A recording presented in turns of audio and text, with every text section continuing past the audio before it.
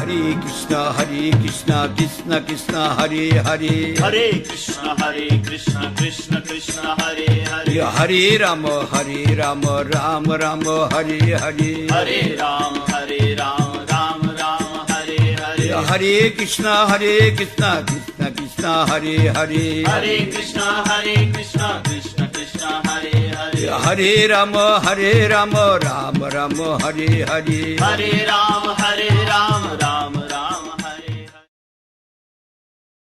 नरसिंह भगवान का भी आविर्भाव तिथि था, विशेष पावन तिथि।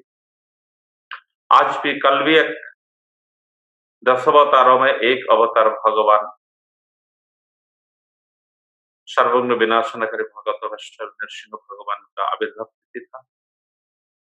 और आज भी उन 10 अवतारों में एक अवतार केशवधृत बौद्ध शरीर, जय जगदीश, बौद्ध भगवान का एक अवतार है। भगवान के अनंत अवतार है। उन अनंत अवतारों में कुछ कुछ अवतार भागवतों में वर्णन है। उनकी कैटेगरी अलग अलग की कैटेगरी है। ये 10 अवतारों में आप 10 अवतार, जुग अवतार, मनमंत्र अवतार, कला अवतार, गुण अवतार, सत्तावेश अवतार, ये सारे बहुत सारे कैटेगरी के ये अवतार है भगवान। उन कैटेगरी में ये बौद्ध जो है 10 अवतारों में।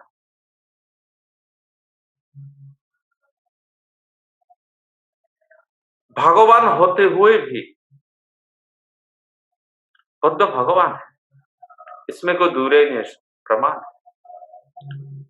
भगवान होते हुए भी बुद्ध का हमारी गौड़ीय वैष्णव समाजों में इनका कोई पूजा आस्था परंपरा में नहीं किया, हमने तो नहीं देखा, बहुत ही कम है। एक बिहार में बुद्ध गया है, वहां पे भगवान का एक मंदिर है बुद्ध का। इसके अलावा और बहुत ही कम मिलता है। हमने जितने सारे तीर्थों में गया, बहुत ही कम मिलता है बुद्ध का मंदिर। ब्रह्मा जी का भी मंदिर एक पुष्कर है, सारा इंडिया में और कहीं नहीं है। ऐसे ही बुद्ध का एक है, वो गया। तो भगवान ब्रह्मा भी, वो भी गुणावतार है, लेकिन ये 10 अवतारों में आते भगवान बुद्ध। तो बुद्ध का जो आविर्भाव, मैं संक्षिप्त में बुद्ध का भी आज उनका आविर्भाव तिथि है, इस बारे में थोड़ा सा बोलूं। हिमालय में कपिलावस्तु जगह में, कपिलावस्ती में उनका आविर्भाव है भगवान बुद्ध का। माता का नाम उनका माया देवी है और पिता का नाम उनका शुद्धोधन। उन माता माया देवी और पिता शुद्धोधन को केंद्र करके भगवान बुद्ध 1563 में उनका आविर्भाव हुआ। उन भगवान बुद्ध का बचपना का नाम था सिद्धार्थ। सिद्धार्थ। जब भगवान बुद्ध आविर्भाव के पश्चात उनका बाल्यकाल, उन बाल्यकाल में जगत के और सारे बालकों से उनका प्रतिभा बिल्कुल ही अलग था। हर समय कुछ ध्यानग्न चिंतन में रहते थे। हमने बुद्ध का जिस प्रकार का आविर्भाव पढ़ा, तो हर समय में उन्होंने कुछ ध्यान चिंतन में रहते, ध्यानमग्न होकर। एक दिन की बात है, बुद्ध उन्होंने इस प्रकार संसार में देखा, एक व्यक्ति बीमार है,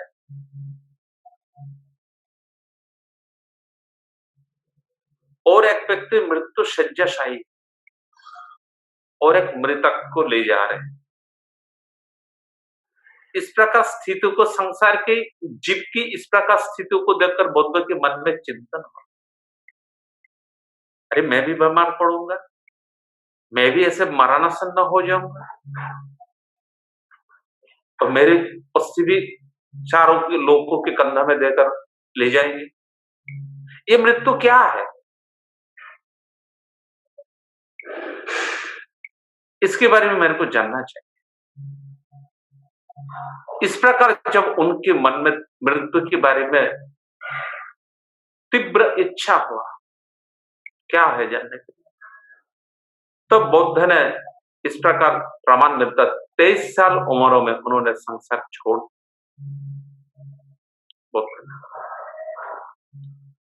जाकर उन्होंने कठोर तपस्या, जो तपस्या स्थली बिहार में बौद्ध गया नाम से जिसको परिचित है, वहां पर उन्होंने कठोर तपस्या करके अनुभूति किया और ज्ञान प्राप्त किया। बुद्ध गया कि ना, बुद्ध की उपदेश ग्रंथ का नाम है त्रिपिटक। उन्होंने ज्ञान उपदेश दिया, उस त्रिपिटक ग्रंथ है, 4 भागों में वर्णन है। जो भी कुछ है, इस प्रकार बुद्ध का आविर्भाव है। भगवान बुद्ध भगवान है, फिर भी हम भगवान को नहीं पूछते।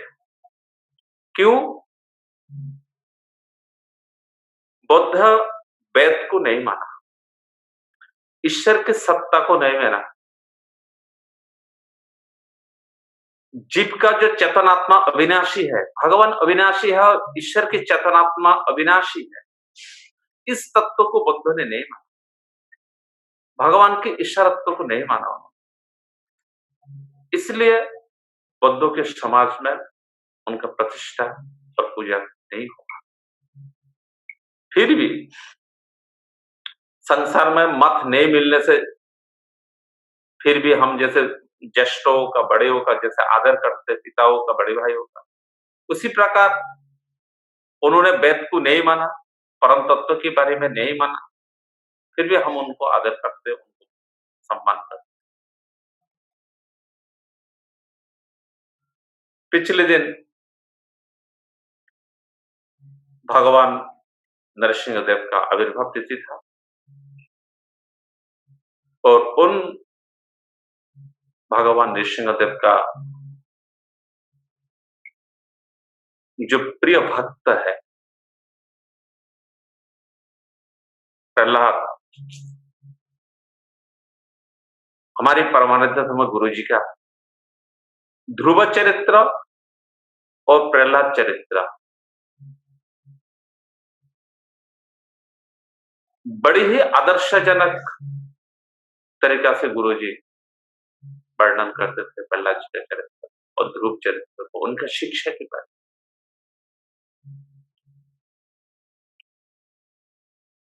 प्रहलाद जी की शिक्षा भागवत में बड़ी इंपॉर्टेंट है। प्रहलाद जी ने हमको शिक्षा दिया कब हमको भजन करना चाहिए। कुछ संसार के मंदबुद्धि लोग, विषयग्रस्त लोग, अरे मेरी अभी भजन करने का समय नहीं हुआ, कोई अगर करे बचपन से, यार तेरी अभी संसार करने का समय है, पूरा जिंदगी तभी तेरा पड़ा हुआ है, अभी से लग गया। ये बहुत बढ़िया मंदबुद्धि की सोच है, अज्ञानता का सोच है। परंतु ये किसी बुद्धिमान ज्ञानी व्यक्ति का ये सोच नहीं। बुद्धिमान परम ज्ञानी भगवान का प्रिय भक्त हमारी प्रहलाद जी ने इसका उत्तर देते, इस शिक्षा को हमें दिखाते, रास्ता दिखाते। उन्होंने असुर बालकों को शिक्षा दी, असुर बालकों को उन्होंने शिक्षा दिया। जब हिरण्यकशिपु पूछा प्रहलाद जी को, प्रहलाद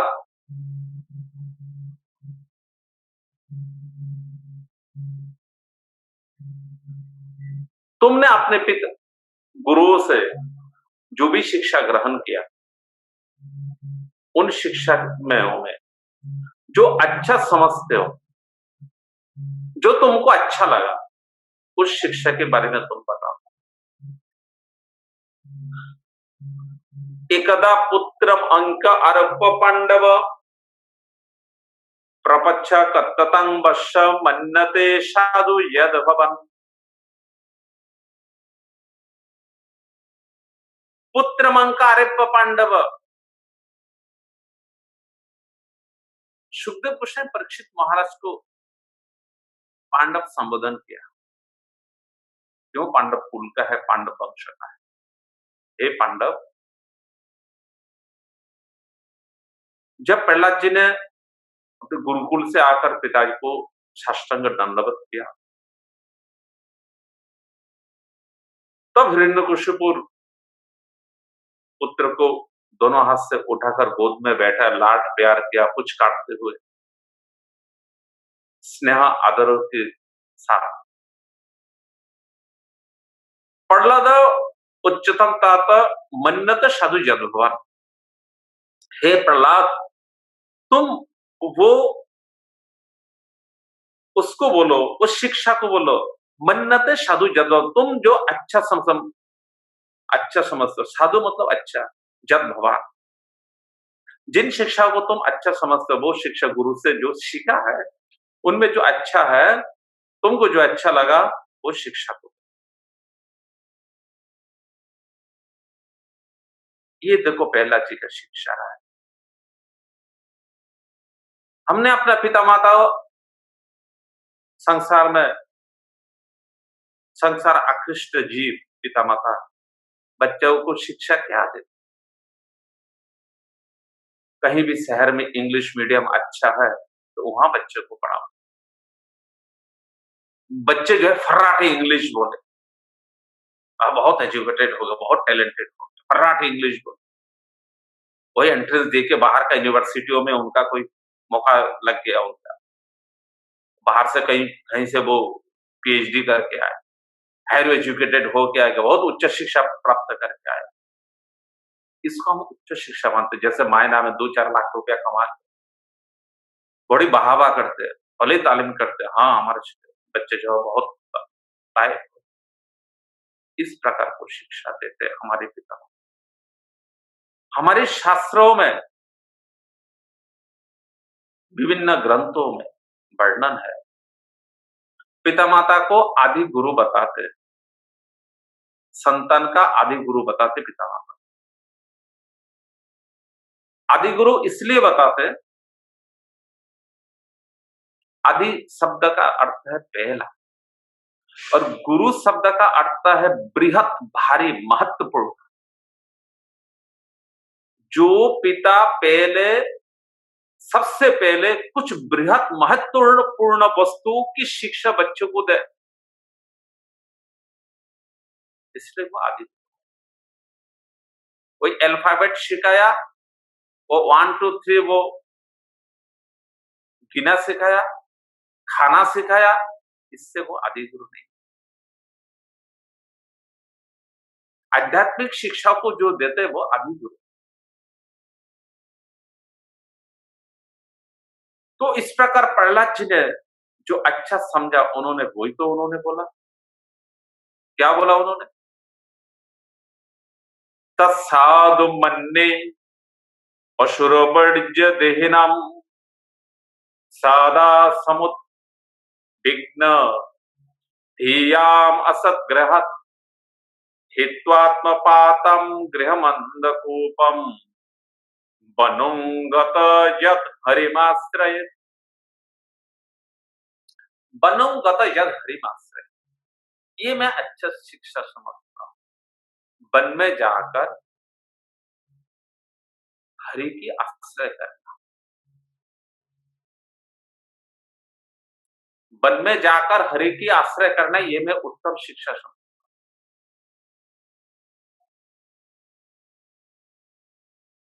तो साधु मंडे मैं उनको ही अच्छा समझता। असुर बड़ज देहनाम, हे असुर श्रेष्ठ। बड़ज, बड़िय शब्द का अर्थ है श्रेष्ठ, और एक बज्ज वह है निकृष्ट। रेफ का ये अंतर है, और उत्कृष्ट और निकृष्ट आ जाता है, एक रेफ नहीं। असुर बड़ज देहिना, हे असुर श्रेष्ठ। यह पिता संबोधन नहीं किया, हे पिता आपने अच्छा प्रश्न किया, अब मैं बताता हूं। नहीं, पिता शब्द संबोधन नहीं किया। हे असुर श्रेष्ठ, मैं उनको अच्छा समझता हूं। हित्वात्म पातम गृहमंद कूपम, हमारा जो ये गृह है ये अंधकूप सदृश है। अंधकूप सदृश है। प्रहलाद जी के कहने की मतलब है इस संसार के हमारा घर अंधे कुआ की बराबर है। बोले क्यों? प्रहलाद जी का दैत्यकुल अंधे कुआ की बराबर था, और हमारा ये संसार अंधे कुएं की बराबर है। लेकिन कौन सा घर अंधे कुएं की बराबर होगा? प्रहलाद जी ने इस श्लोकों से शिक्षा देते। यहां प्रहलाद जी क्यों बोलते अंधे कुएं के बराबर है अपना दैत्यकुल? हित्वात्म पातम गृहमंदो कूपम वनम गत यद हरिमाश्रय। तो ऐसे अंधे कुआ की बराबर इस कुल को छोड़कर जंगल में जाकर हरिभजन करना को मैं श्रेष्ठ मानता हूं। साधारण तौर पर तो अंधे कुआ उसको बोलता है जिस कुआ में पानी नहीं होता है, सूख जाता है, और ऊपर से घास बेल आकर ढक जाता है, लेकिन नीचे बहुत गहरा गड्ढा रहता है। ऊपर से कोई भी अबुद्ध जानवर जीव जो है मनुष्य आदि कोई भी गिर जाते हैं, और वृक्ष लताओं में अंदर में वो नीचे पड़ा रहता है, ना कोई आवाज सुनाई देता है, ना कोई उनको देख भी पाता है। तो उस प्राणी का, अबुद्ध प्राणी का मरना छोड़कर उसका कोई सदगति नहीं होता, क्योंकि जिस पानी में, जिस कुआ में पानी होगा उसमें लुक जाएगा, जिसमें पानी नहीं है उसमें तो लुक जाएगा नहीं, वो इसलिए वो अंधा कुआ है। तो प्रहलाद जी का दैत्य कुल है, इसलिए अंधे को यहाँ कोई साधु गुरु वैष्णव नहीं आता है, यहाँ कोई ऋषि लोग नहीं आता है। क्यों नहीं आता है? क्योंकि जब भगवान वराह रूप धारण करके हिरण्याक्ष को वध किया, और वध करने के बाद जब अंतर्ध्यान हो गया, हिरण्यकशिपु उन्होंने हाथ में गदा लेकर त्रिभुवन घूमा और ढूंढा उन्होंने भगवान को। भगवान तो अंतर्ध्यान हो गया, स्वर्ग मर्त पतालोकों में बड़ा ढूंढा उन्होंने, नहीं मिला, और उनको ऊपर गुस्सा तो था ही। फिर उन्होंने देवताओं के साथ विद्वेषी शुरू कर दिया, और देवता लोग छद्मवेश में मर्त लोकों में घूमने लगा, और उन्होंने अपना सारे नमोचे इल्लल बतापी बान आदि बहुत सारे सब सारे असुरों को बुलाकर, तुम लोग मेरे बात सुनो और शीघ्र ये करो। क्या करना तुम लोगों ने? देवताओं को जो पूजा करते ब्राह्मण लोग उनको मारो। जो फलदार वृक्ष है, जिस फल से देवताओं को आराधना करते, विष्णु को आराधना करते, ये ब्राह्मण लोग विष्णु को खिला खिला के बलवान कर देते, इसलिए उनको भी निधन करो। वेदवती गौ माताओं को बोले इनको भी मार दो। इस प्रकार बड़ा भारी अत्याचार शुरू कर दिया। कहीं भी देव पूजा, कहीं भी भगवत आराधना हिरण्यकशिपु पर आदेश करके समाज में पूरा पूरी ठप करा दिया। इस प्रकार जिसने आदेश दिया उस दैत्य कुल में कौन सा मुनि ऋषि साधु जाएगा वो हमारे नहीं। इसलिए प्रहलाद जी ने देखा ये दैत्य कुल हमारा यहाँ का उद्धार, यहाँ पे उद्धार का कोई रास्ता नहीं। इसलिए उन्होंने कहा पातम गृहमंद कुपम बनम गत जद हरिमास। ये शिक्षा प्रहलाद जी ने जो दिया ये हमारे के लिए है। हमारे संसारों में हमारे घर में साधु पुरुषों का आवागमन नहीं रहेगा, महीना में साल भर में भक्त लोग नहीं आएगा, हमारे घर में हरि कथा नहीं होगा, हम हरि भक्तों के पास नहीं जाएगा, वैष्णवी के पास जाकर वहां उठेगा नहीं बैठेगा नहीं, उनका मुखारविंद से भगवान के कथामृत सुनेंगे नहीं, फिर हमारा घर तो अंधकार। उस घर से निकलने के लिए हमारा कोई रास्ता नहीं, कोई उद्धार नहीं, प्रहलाद जी ने बताया। इसलिए घर अंधे कुएं ना हो तो क्या करना चाहिए, घर में हरिभजन करना चाहिए, वैष्णवों को बुलाना चाहिए, कथा कराना चाहिए, भगवान का पूजा करनी चाहिए। ये प्रहलाद जी हमें शिक्षा दी। और प्रहलाद जी ने शिक्षा दिया क्या, बड़ी महत्वपूर्ण प्रहलाद जी ने शिक्षा, नते विदुषार्थगतिं हि विष्णु दूराशयाजे बहिरत्तमानिना अंधो यथा अंधेर उपनीयमाना ते अपि स्वतंत्र उरुदा निबंधा नते विदुषार्थगतिं हि विष्णु।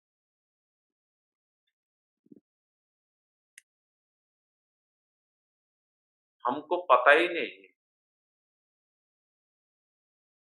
परम स्वार्थ हमारा, इस मनुष्य शरीर का परम स्वार्थ क्या है, इस शरीर का क्या स्वार्थ है वो हमको पता है। न थे विदु, हमको पता ही नहीं है। क्या नहीं पता है हमको, सार्थ गति ही विष्णु। इस मनुष्य शरीर का एकमात्र जो स्वार्थ है विष्णु आराधना के लिए इस मनुष्य शरीर को हमें प्राप्त हुआ, और कोई कारण नहीं है इस मनुष्य शरीर को पाने के लिए। जिस प्रकार हमारा उल्टी सोच है, गलत सोच है, बढ़िया कमाऊंगा, बहुत अच्छी पढ़ाई लिखाई करूंगा और अच्छा पैसा कमाऊंगा और अच्छा अपने मन मुताबिक दूसरे को देख के टू कॉपी नकल करके ऐसा मकान बनाऊंगा, ऐसे घर का जो है महंगी चीज लाऊंगा, ये हमारे उल्टी सोच। ये सोचते कि हमारे मनुष्य जीवन का पुरुषार्थ है, असली में ये मनुष्य जीवन का हमारा पुरुषार्थ है। हमारा मनुष्य जीवन का तो पुरुषार्थ प्रहलाद जी बताते नते विदु सार्थ गति ही विष्णु। विष्णु आराधना ही हमारा एक मनुष्य जीवन का सार्थ है, गति है हमारा। दुराशा बहिरर्थ मानिना, और हम फंसा किसमें, हम फंसे, हम दुराशा में।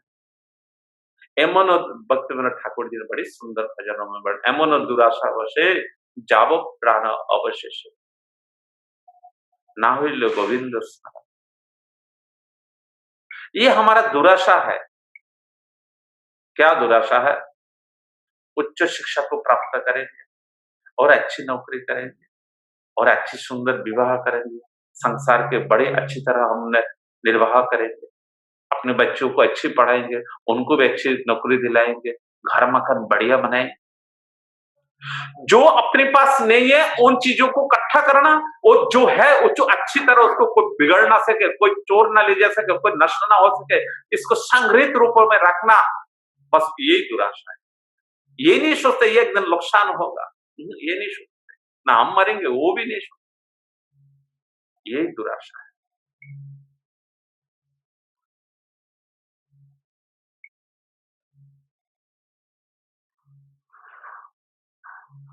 जैसे चक्षुरूपी धर्म ने बताया, आश्चर्य क्या है, वो आश्चर्य है। इन मनुष्य सर को अपने आप को भगवत आराधना में ना सोच कर संसार के भोग्य वस्तु सोचते, कहते वही तो आश्चर्य है।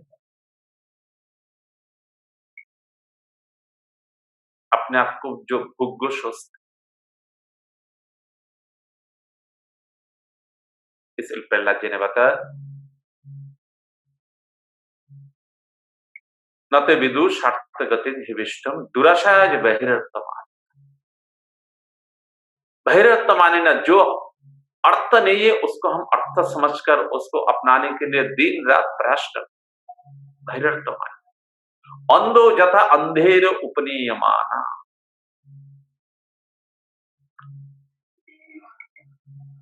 अंधो जथा अंधेर उपनीयमान।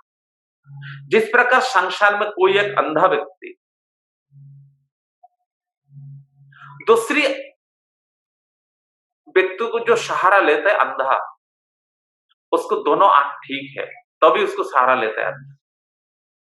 वो खुद अंधा दूसरे की अंधा को सहारा नहीं लेते कभी भी। तो प्रहलाद जी ने क्या कहने का क्या तात्पर्य इस श्लोकों ने अंधो जता अंधेरे उपनीयमाना, इस प्रकार कहने का प्रहलाद जी का क्या तात्पर्य है? इसका तात्पर्य ये है, वहां पर विश्वनाथ चक्रवर्ती बात बड़ी सुंदर वहां टीका में वो देखा। क्योंकि प्रहलाद जी का जो गुरु है शुक्राचार्य जी की दो पुत्र संडर अमरकर, वो उनको जो राजनीति की शिक्षा देते वो राजनीति क्या है? साम दाम भेद दंड, आत्मकल्याण की कोई भी उसमें शिक्षा नहीं। तो जिस प्रकार उस आत्म कल्याण की शिक्षाओं के बारे में वो अंधा है, अज्ञान है, अज्ञान मतलब अंधा है। जिस प्रकार एक अंधे दूसरे अंधा को रज्जू पकड़ के डंडे पकड़ के जिस प्रकार उसका संसार से कोई मार्गदर्शन नहीं कर पाते, उसी प्रकार अज्ञानी व्यक्ति दूसरे अज्ञानी को गुरु धारण करके संसार से वो व्यक्ति कभी भी उद्धार नहीं हो सकता। प्रहलाद जी ने बताया मतलब हमको इस जगत में हमको इशारा दे रहा है, अरे तुम गुरु धारण करो तो ज्ञानी गुरु धारण करो, ऐसे अंधा गुरु को धारण करोगे तुमको संसार से उद्धार नहीं कर सकता है वो।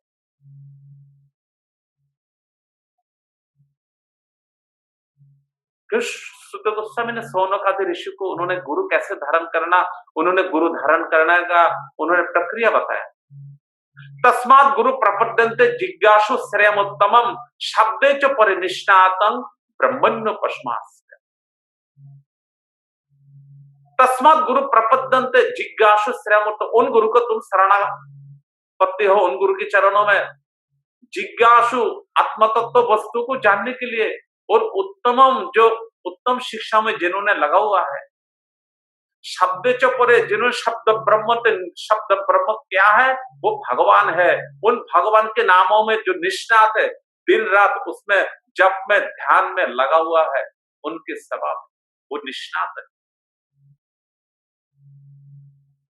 शब्द चपरे निष्णात ब्रह्मण्य पशुमात्र, उन ब्रह्म वस्तु में जिन्होंने बिल्कुल तन्मयता है, ब्रह्म वस्तु नाम है।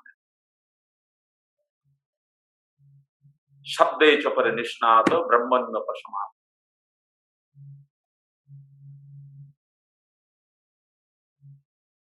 इस प्रकार गुरु जब धारण करेंगे तो जरूर हम संसार से उद्धार, और हम खुद भी जब उनकी राहों पर हम चलेंगे। तो प्रहलाद जी ने ये बताया, अंधो जथा अंधेर उपनियमाना, ज्ञान की अंधा व्यक्ति दूसरे अज्ञानी व्यक्ति को गुरु धारण करे वो कदापि इस संसार से पार नहीं हो सकता।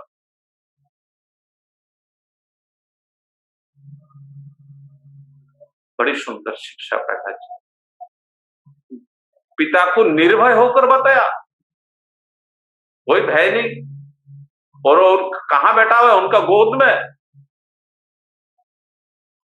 ये सुनकर हिरण्यकशिपु का पास उनका पारा चढ़ते जा रहा है, टेम्पर हीट होते जा रहा है।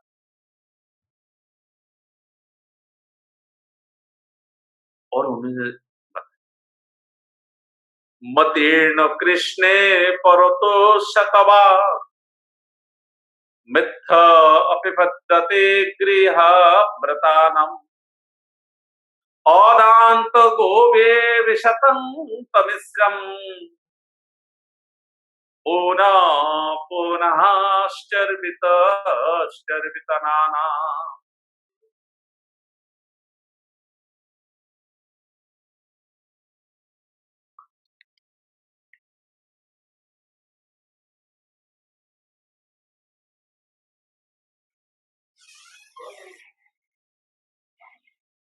तो प्रहलाद जी ने कितनी सुंदर बात बोली, मति न कृष्णे परंतु सतर।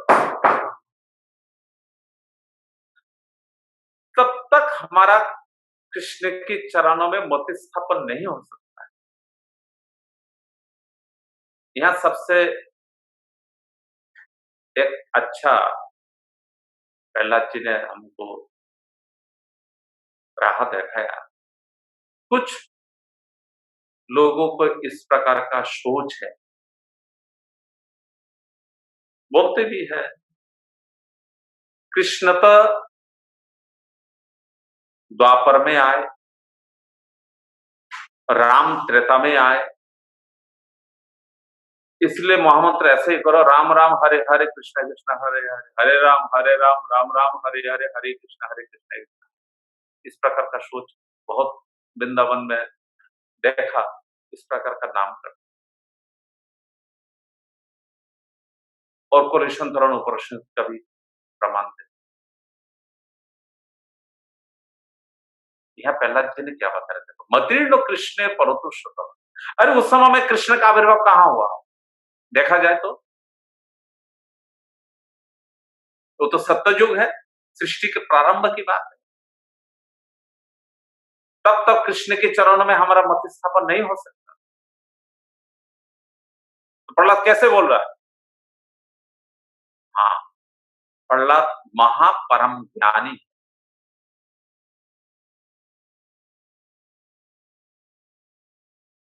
प्रहलाद हमारी तरह ऐसे साधना में साधना करके वो साधन में सिद्ध नहीं है, तो नित्य सिद्ध भगवान नित्य सिद्ध पार्षद थे।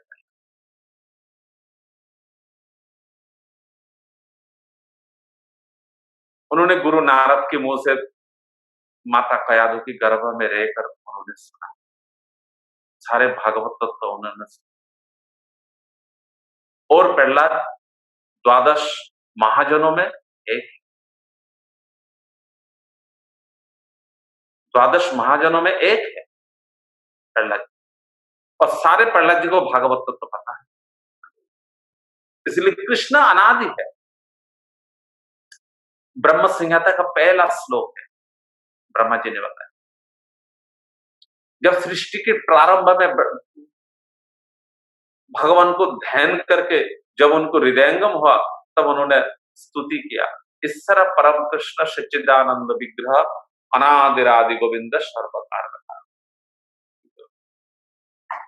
ईश्वर परम कृष्ण अनादिरादि, कृष्ण ही अनादिरादि और सब कारणों का कारण। जब अनादिर आदि है तो यहाँ प्रहलाद जी ने बोल दिया सत्ययुग में, तो ठीक ही बोला उन्होंने, सिद्धांत युक्त बात सुना, जो भी कुछ हो। मतीर्ण कृष्ण परंतु सतम, तब तक हमारा मति कृष्ण के चरणों में स्थापन नहीं हो सकता। मिथ्य अपिपद्यते गृह व्रता नाम, मिथ्य अपिपद्यते, क्योंकि इस संसार की अनित्य मिथ्या वस्तुओं में हम लगा हुआ है। गृह व्रता नाम, हम गृह व्रत हो गया। जो कर्म को, जो काम को हमने बड़े ध्यान से, बड़े लगाम से और नित्य प्रति टाइम बाय टाइम करते, तो उसको कहते व्रत। जैसे हम कार्तिक महीना में 3 बजे उठते और पहला जाम, दूसरा तीसरा चतुर्थ जाम जो है, उन कीर्तनों को बड़े ध्यान से और समय अनुसार करते। उठना बैठना खाना सोना हर तरफ से हमारा नियम है, खाने पीने में उठते बैठने में नियम से करते, वो व्रतों में गिना जाता है।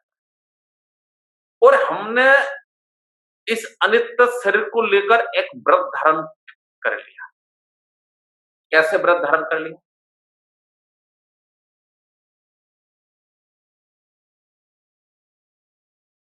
दिन का सबसे पहला समय सुबह का समय, प्रारंभ में दिन का प्रारंभ है सुबह।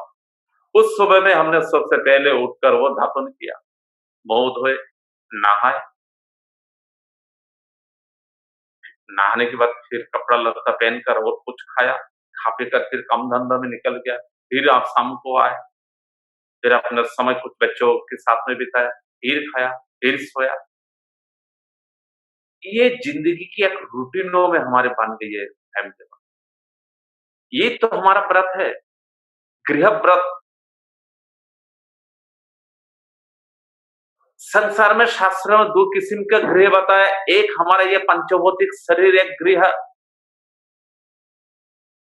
इस पंचभौतिक शरीर में, इस घर में गृह स्वामी है जीवात्मा, और ईट पत घर का अमुक जो भी नाम है XYZ अमुक, उसका भी घर का ऐसे नियम रहते, सुबह उठकर घर को झाड़ना, फोड़ना, पोछना, लिपना, पोतना, ये संसार को उन्होंने नियम बना लिया घर को सही रखने के लिए।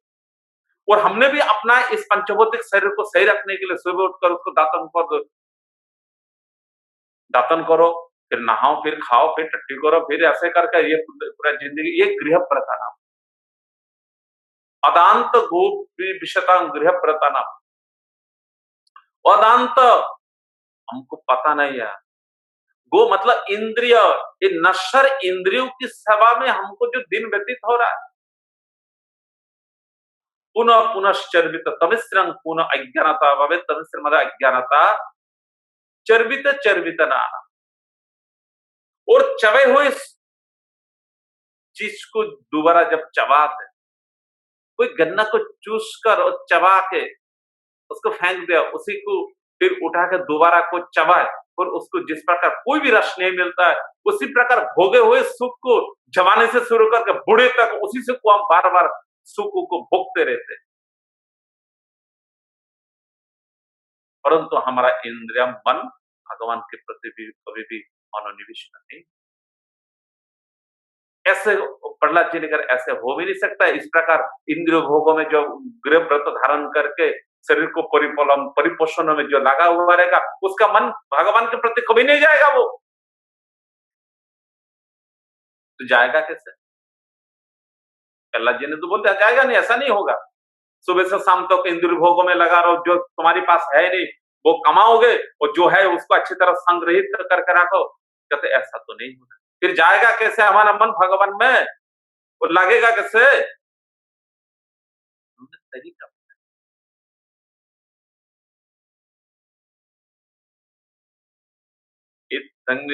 जग ऋषि देव ऋषि अवतारे, उस श्लोकों में उन्होंने इत्थं नृत्यजिग ऋषि देव ऋषि अवतारे, पूरा याद नहीं आ रहा, तो उसमें बताया न निष्किंसन वृणीते जावत। निष्किंसन परमहंस भक्तों को जब तक हम चरण राजों में अभिषिक्त तो नहीं होंगे, तब तक हमारा मति भगवान में नहीं लगे। जिस प्रकार राजा रघुगण को बोला भरत महाराज जी ने, बिना महत पद रोजो अभिषेक, सेम उसी को ही प्रहलाद जी ने बताया ना निष्किंसनां वृणीते जावत।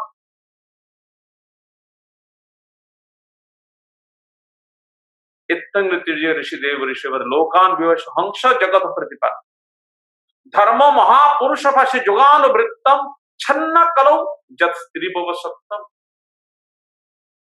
इस श्लोक में उन्होंने निष्किंसनां ना वृणीते जावत, निष्किंसन महत जनों का चरण राजों में जब तक अभिषिक्त नहीं होंगे, तब तक हमारा मति भगवान में नहीं लगे। उनकी चरण राजों में अभिषिक्त होने का मतलब है उन वैष्णवों की जब तक हमारे ऊपर कृपा नहीं होगा। और वैष्णव कृपा कैसे करते हैं?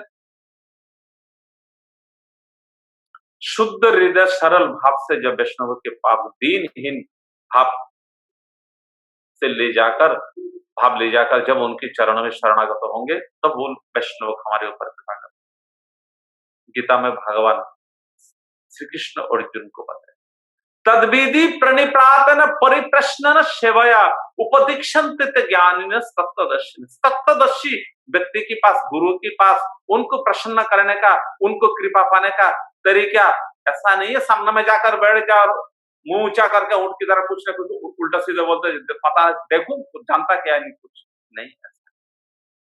तद्वृद्धि प्रणिपातन, ये विधि है। कैसा प्रणिपातन? जाके वैष्णव की दीनहीन भाव से करो, जरूरत हो उनको प्रणाम करो। परिप्रश्न, दीन भाव से उनको प्रश्न करो, ऐसा है हमको पता नहीं है, थोड़ा अब हमें ये संशय छदन करते तो अच्छा रहता है, कैसा होगा, ये क्या है, इस प्रकार दिन भाव में।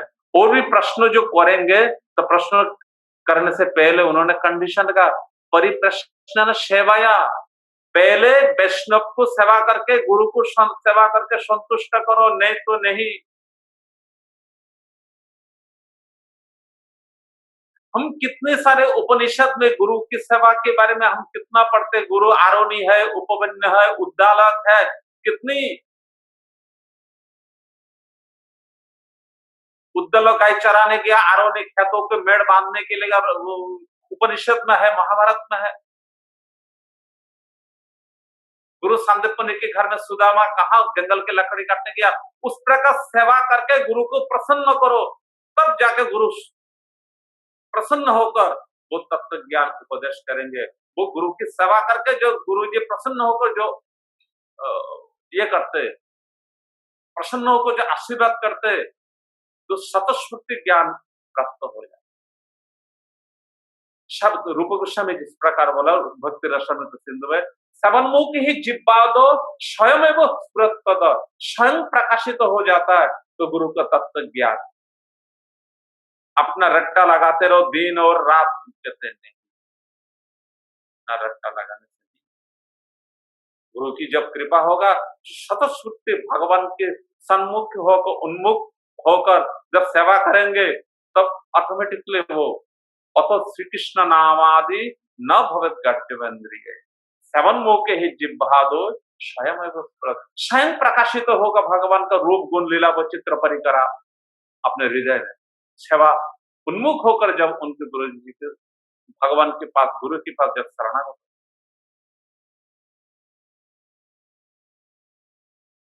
इस प्रकार प्रहलाद जी अपना पिता का गोद में बैठकर निर्भय होकर, कोई डर नहीं, 14 भुवन का जिन्होंने आयत्त करके रखा, मुट्ठी में करके रखा प्रहलाद जी, ये हिरण्यकशिपु ने, और उनकी गोद में बैठकर निर्भय होकर, और किसका बड़ाई कर रहा है? उनका पिता का परम शत्रु विष्णु का पूजा करने के लिए।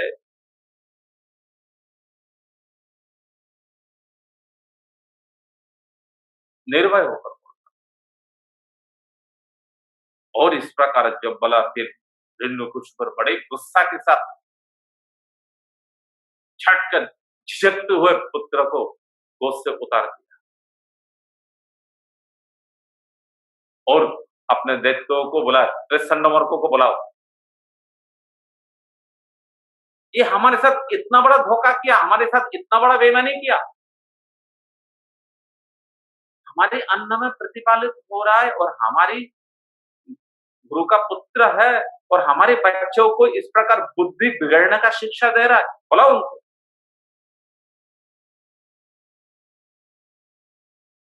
जब संडमर को आए, हाथ जोड़ करके महाराज के पास खड़े, महाराज आदेश, हुजूर आदेश की, ये हमारे बच्चे को ऐसे शिक्षा दिया आपने,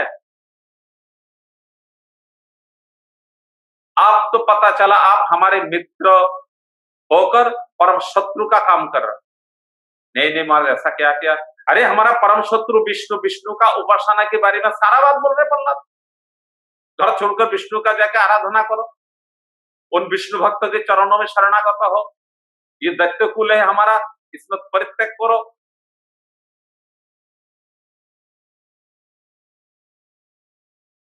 ये कोमल बुद्धि वाले बच्चा, 5 साल 6 साल का बच्चा है, उसको दिमाग में ये बात कैसे भरा? तुम शिक्षा नहीं दोगे तो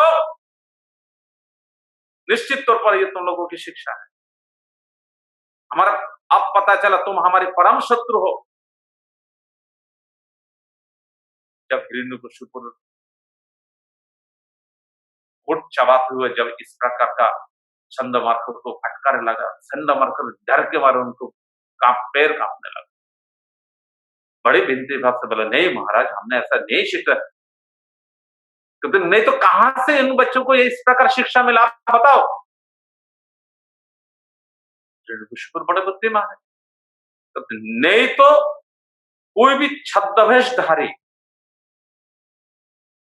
छद्मवेशधारी विष्णु भक्त उनको कानों में इस प्रकार का शिक्षा दिया। हमारे परम पूज्य पास स्वामी महाराज विदेशों में गया, उनका बहुत सारे फोटो हमने देखा, इस्कॉनों में भी देखा और बड़े गहरे वैष्णवों के पास देखा। उन्हें विदेशों में गया, वो काला कोट ऊपर से पहन, अंदर में उनका बहिर्वेश कॉपी सब कुछ है, बड़ा सुंदर सन्यास भेष है, लेकिन बाहर में वो छद्मवेश कोट, उसका भेष नहीं है सन्यास। परम पूज्यवत बन गोसाई महाराज को हमने देखा, हमारे कालीजा मठ के किनारे उनके मठों में महाराज जी का विदेश यात्रा का बहुत सारे फोटो रखा, वो सारे कोट पैंट पहना। बन गोसाई महाराज जी का तो बड़े बड़े बाल भी है और बड़ी अच्छी तरह बाल काट के रखा। साईं महाराज का तो बाल नहीं था, लेकिन बन गोसाई महाराज का बाल भी है और कोट पहना हुआ है, अंदर में सन्यासी। इस प्रकार जाकर उन पश्चिमी लोगों को शिक्षा देगी, ये छद्मवेश है। तो प्रहलाद जी को भी पता है, निश्चित तौर पर वो छद्मवेश धारण करके साधु गुरुकुल में घुस गया और घुसकर इस प्रकार प्रहलाद की बुद्धि को वो व्यतिक्रम करके आए, बिगड़ के आया। इसलिए सावधान रो, आज से शुरू करके दैत्य सेना कड़ा पहरा देगा गुरुकुल को। कोई भी अपरिचित व्यक्ति, चाहे छद्मवेशधारी हो, चाहे कोई भी अपरिचित व्यक्ति, इस गुरुकुल में घुस ना सके। इन बच्चों को बुद्धि बिगाड़ ना सके, ले जाओ अच्छी तरह प्रकार शिक्षा।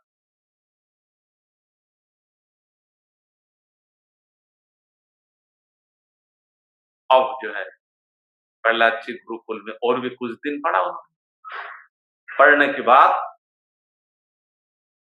जब दोबारा अपना पिता के पास आया, पिता को साष्टांग प्रणाम किया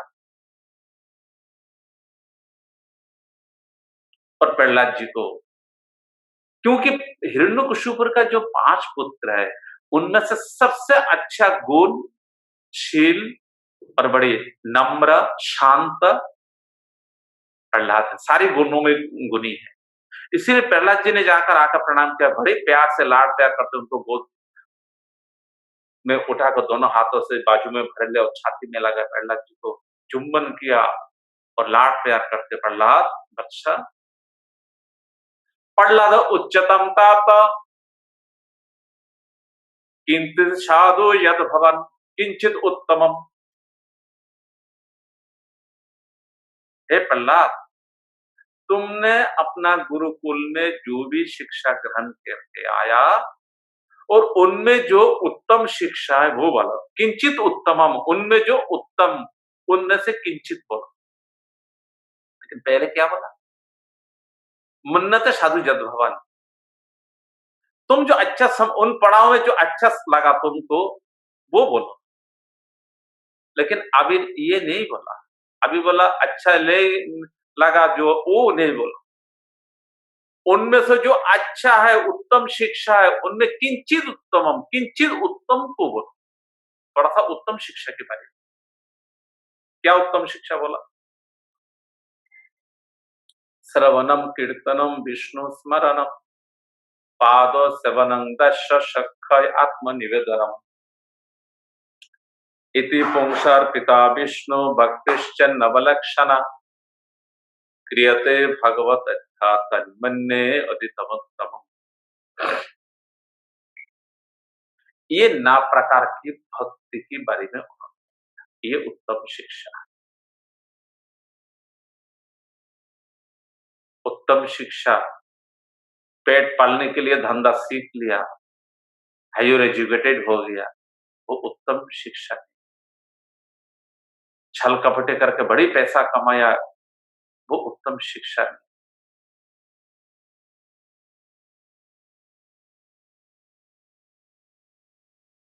श्रवणम कीर्तनम विष्णु स्मरण, श्रवण कीर्तन भगवान का स्मरण, भगवान का पाद सेवन, भगवान का आत्मनिवेदन, भगवान का एक पूजा, भगवान का दासता, भगवान की शक्यता स्थापन करा। इस प्रकार का जो 9 प्रकार का शिक्षा है भगवत आराधना का, वो उत्तम शिक्षा है। इन 9 प्रकार के आराधना जिन्होंने कर लिया वो उत्तम शिक्षा कर। यहाँ पे इस श्लोकों में प्रहलाद जी ने उत्तम शिक्षा करने का हमको तरीका बताया, करने के लिए बोला, लेकिन उन करने के पीछे एक कंडीशन रहा।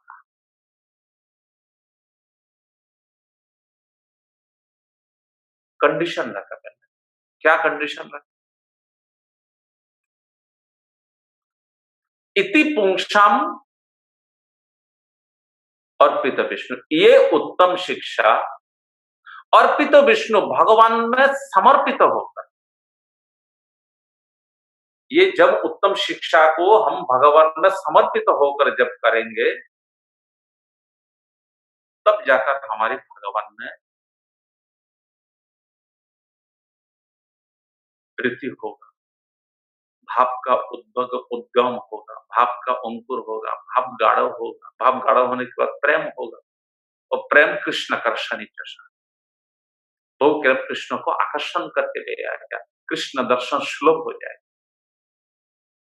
ये 9 प्रकार के साधन, इस 9 प्रकार के साधन भक्ति के बारे में हमारे रूप गोस्वामी है बड़ी सुंदर एक श्लोक बोला, भक्ति रसामृत सिंधु, क्लेश अग्नि शुभधा मोक्षा लघुता कृत सुदुर्लभा सनंदानंद विशेषात्मा कृष्णाकर्षणी जशा। क्लेश अग्नि शुभधा, ये जब हम ये 9 प्रकार के भक्तियों को पालन करेंगे फिर हमारा क्या होगा, एटफास्ट क्लेश अग्नि, जो अधिभौतिक अधिदैविक और भौतिक अधिदैविक, ये जो त्रिताप है वो सबसे पहले तो ताप नष्ट हो। क्लेश अग्नि, संसार का सारे क्लेश हमारा दुर्गत, फिर सुभदा भाव, फिर हमारा भाव का जब ये अविद्या हट जाएगा हृदय के अंदर से तब भाव का अंकुर होगा, फिर भाव दृढ़ होगा, फिर जब भाव दृढ़ होगा फिर क्या बोला उन्होंने, क्लेश अग्नि शुभदा मोक्ष लघुता कृत सुदुर्लभ। उन क्लेशोग्नि को दूरभूत होने के बाद भाव का अंकुर होगा, फिर जब भाव उत्पन्न होगा मोक्ष तो लघुता कृत, और मुक्ति को भी वो लघु समझेगा, तुच्छ समझेगा, मुक्ति को भी मोक्ष लघुता कृत। प्रेम प्राप्ति तो दूर की बात है, प्रेम पाने की बात तो वो उस प्रकार मुक्ति के बारे में सोचेगा भी नहीं, लेकिन जब भाव का उद्गम होगा, भाव जब दृढ़ होगा तभी उसके अंदर में ये स्थिति हो जाएगा, मोक्ष लघुता कृता, मुक्ति को भी लघु बता देगा, मुक्त लघुता कृता, सुदुर्लभ जो दुर्लभ है बड़ा मुक्ति है कि तो उसको भी लघु बता देगा, बड़ा तुच्छ बता देगा।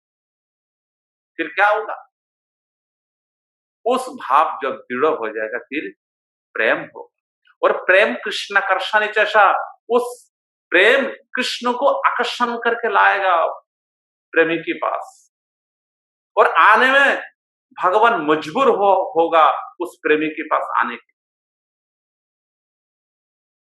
वो कैसे होगा, ये नवोदित जब हम 9 प्रकार के भक्तों के इस प्रकार पालन करेंगे तब होगा। अच्छा, 9 प्रकार के भक्ति हर कोई कर ना सके तो उनके लिए बड़ी अच्छी साधन दिया महाप्रभु जी।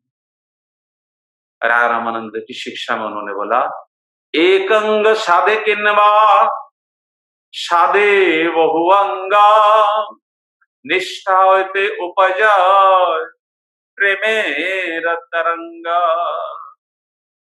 कोई हमारे गोस्वामी लोग, रूप गोस्वामी, सनातन गोस्वामी, रघुनाथ दास गोस्वामी, इन गोस्वामी लोग नौ प्रकार के भक्तों को बड़ी निखुत भावों में जाजन किया।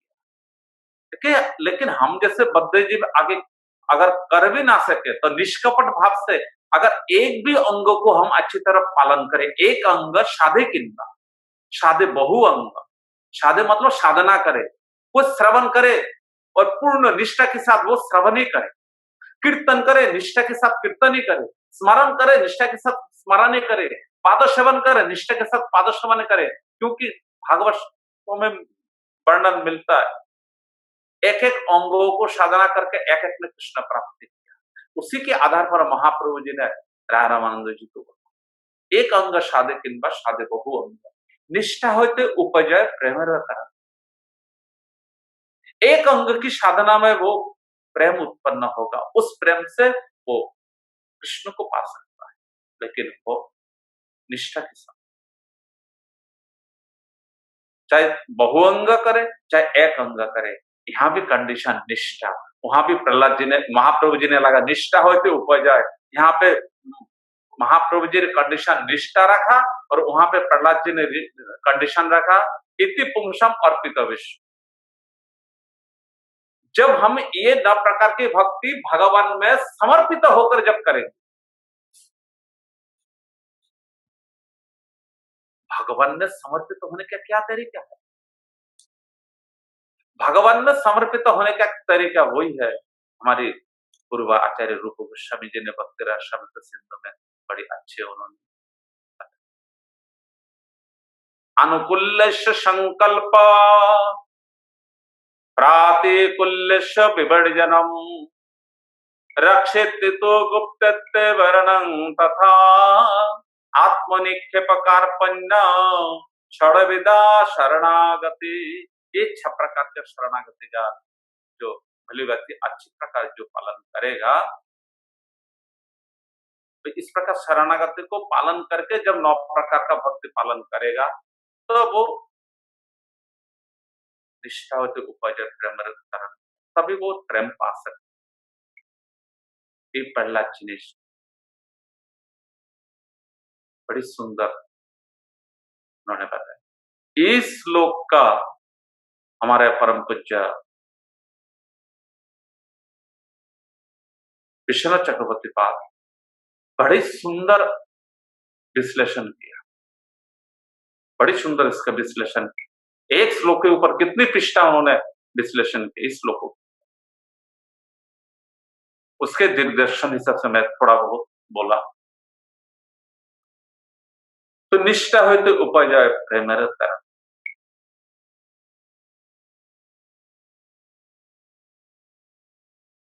इस प्रकार जब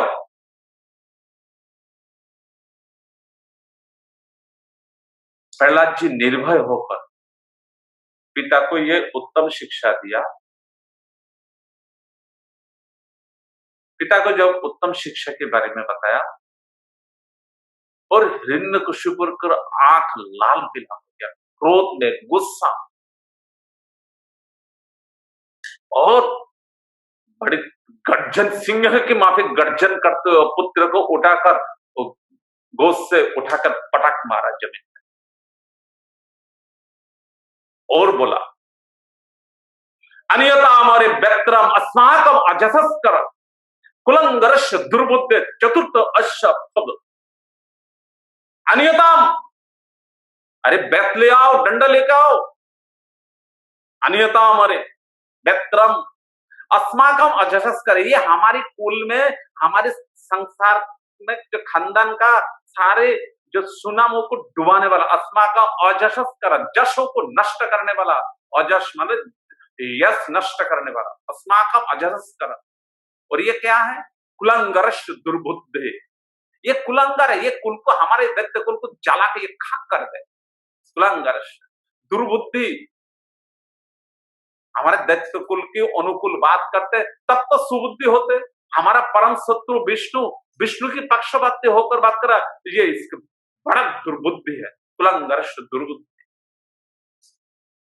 और चतुर्थम, अब जो है इसका चौथा किस्म का जो नीति इसके साथ में अपनाना पड़ेगा। चौथा नीति क्या है? साम दाम भेद डंडा, अब इसको डंडा से ठीक करो, ले जाओ। उस समय में हिरण्यकशिपु ने 2-4 श्लोक बड़े अच्छे नीति युक्त बात। हमारे शरीर के किसी अंग में जब जिनका डायबिटीज है, शुगर है, वो अंगुली में लग जाता है, घाव हो जाता है, पैर का हो, हाथ का हो, पूरा शरीर को, हाथ को बचाने के लिए वो अंगुली की माथा में हुआ, अंगुली की जड़ से काट, पैर में हुआ, पैर का ऊपर से थोड़ा सा काट दिया, लेकिन पूरा शरीर बच गया। तो प्रहलाद हिरण्यकशिपु बोल रहा है, ये हमारा पुत्र जो है एक बिगड़ गया तो ठीक है, सारा कुल खानदान बच जाएगा, इसको मार दो, ले जाओ। क्योंकि राजा प्रीति प्रधान नहीं है, राजा होता है नीति प्रधान। राजा का नीति होता है प्रधान, क्योंकि जगत को शिक्षा देना। भगवान रामचंद्र राजा हुआ, उन्होंने जगत को शिक्षा देना, इसलिए सीता को वनवास दे दिया एक लोगों की बात सुनकर, क्योंकि वो मर्यादा पुरुषोत्तम, उनको पता है अच्छी तरह। रावण ने जो हरण किया वो नया सीता है, असली सीता तो अग्नि के पास थी। फिर भी जगत को शिक्षा देना, राजा का नीति प्रधान होता है, इसलिए नीति है उन्होंने। इसलिए यहाँ पर प्रहलाद जी, हिरण्यकशिपु का भी नीति प्रधान है, इसलिए उन्होंने प्रहलाद जी का दैत्यों को आदेश, जल्लादों को आदेश दिया, जाओ कैसे भी मारो, मेरी तरफ से छूट है, ले जाओ उसको और मारना है, जरूर उसका प्राण संहार करते हैं।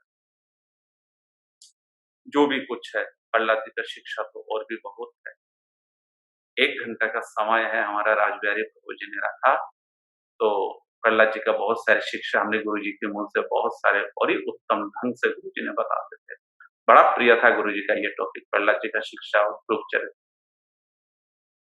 बोलना चाहे तो थोड़ा समय रात बीत जाएगा। तो जो भी कुछ है, यहाँ पर मैं अपना वाणी को विराम देता हूँ। वंशा कल्पतरु वश्य कृपा सिंधु भयवच पतितानां पावनेभ्यो। धन्यवाद हरिप्रसाद प्रभु जी, बहुत अच्छा लगा और बहुत भक्तों को भी अच्छा लगा। और आप जैसे बोल रहे थे, हमारा एक कलकत्ता से कविता शास्त्री, हमारा बहन, उसको इंग्लिश में ट्रांसलेट कर रहा था। अच्छा अच्छा, वो इंग्लिश का जो भक्त लोग बैठा वो उसको पढ़ रहा था। अच्छा, तो आप भी देख सकते हैं, उसमें है ट्रांसलेशन उसका। देखा मैंने, बीच बीच में आ रहा था ट्रांसलेशन, मैंने देखा। मैंने तो बहुत अच्छा लगा, वेरी गुड। और इसी प्रकार हम आपसे और भी दोबारा सुनेंगे जब भी आप हमें समय देंगे। आपका बहुत बहुत धन्यवाद। आज मेरे को लम्बा जी ने बोला, मैं कहा चलो ठीक है, लॉकडाउन है, मैंने कहा आपका एसेंशियल पास है तो आप मठ में आ जाओ। तो प्रभु जी ने मठ में आ गया, मैं कहा चलो यहाँ पे बोलते। ये मठ में कौन सा कमरे में बैठे हैं आप? ये परम गुरु जी का कमरा है, बिल्डिंग का फर्स्ट 1 नंबर रूम है। अच्छा अच्छा अच्छा अच्छा। ये नया बिल्डिंग है, परमार्थी महाराज जी ने ये परम गुरु जी का जो है भजन कुटीर रखा और स्मृति भवन रखा। ये बहुत अच्छा, वेरी गुड। इसी बहाने हम परम गुरु महाराज जी के कमरे में चले गए, तो बहुत अच्छा लगा। और विजय लांबा जी, आप कुछ कहेंगे? नहीं प्रभु जी, कल बोलेंगे, कल परसों कुछ सोच के। वांछा कल्पतरुभ्यश्च कृपा सिंधु भैवचा पतितानां पावनेभ्यो वैष्णवेभ्यो नमो नमः।